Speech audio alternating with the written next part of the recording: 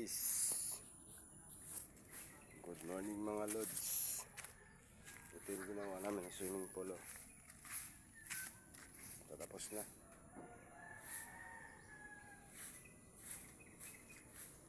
Mga 10 buwan na lang to. Matatapos na. Ayan.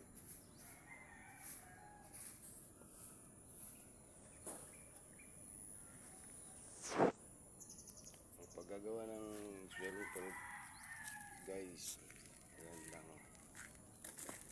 Dali lang gumawa ng swimming pool. Ayan. Yabang na mga tubo. Tsaka binabakalan yung ilalim yan guys. May beam, may cross beam tayo guys sa ilalim. Paggawa ng swimming pool. Tsaka may screen.